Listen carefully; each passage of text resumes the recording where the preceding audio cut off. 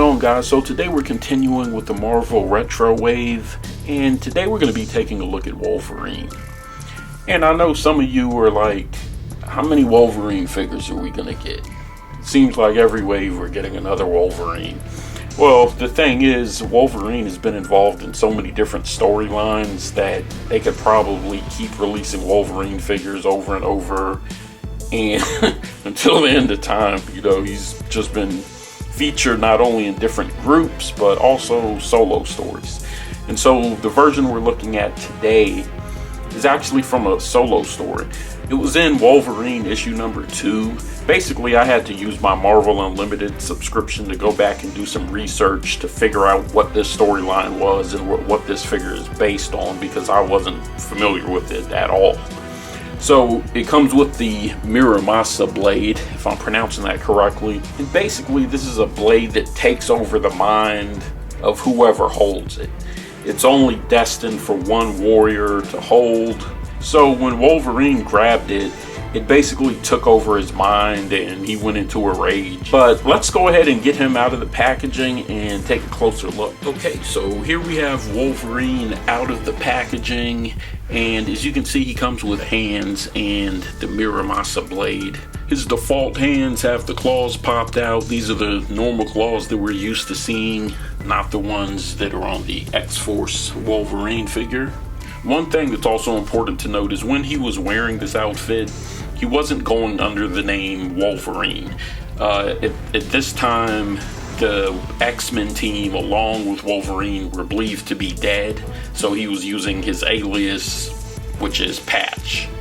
So to really appreciate this figure, it's like you really have to understand the storyline that went along with it, I think. Otherwise, you're just going to look at it and say, it's another Wolverine figure.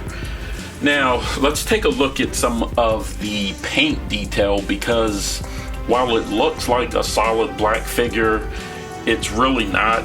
For the most part it is, but his boots down there actually have a little bit of gloss in them. His hair also has some bluish highlights in it, and the hair on his arms is also painted.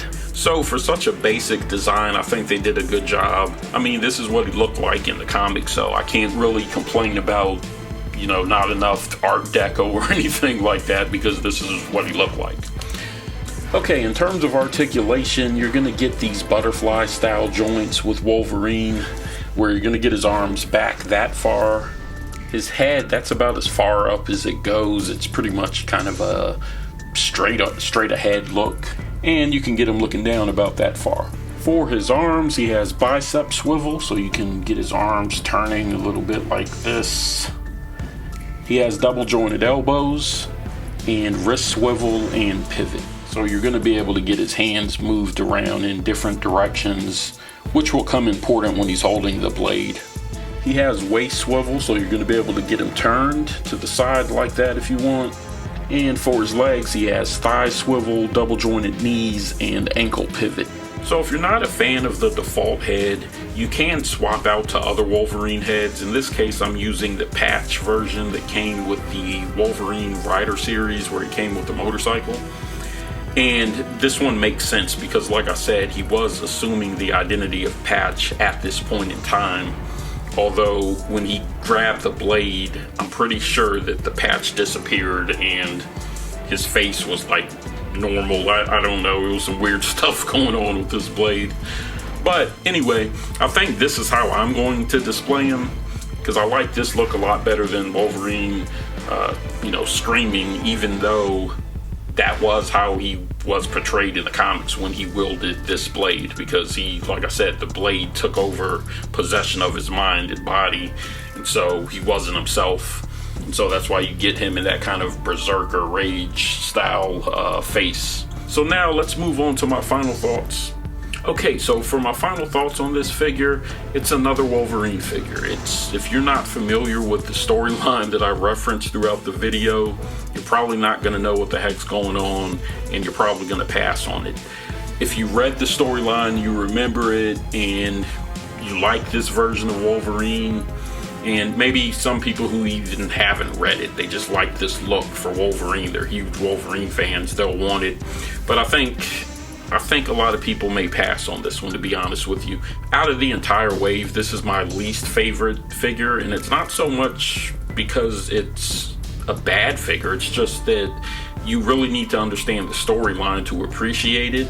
He has the standard Wolverine articulation. I mean, I think they've pretty much gotten that down to a science at this point. One other thing to mention is, in the storyline, Silver Samurai plays a huge role in it. So Silver Samurai is also part of this wave. He's going to be the next figure that I'm reviewing. And so I think because of that, you'll be able to get this version of Wolverine in a fighting stance against Silver Samurai and recreate scenes from that comic. But you guys let me know in the comments. I could be completely wrong. You know, this may have been a figure that people have been dying to get. I don't know.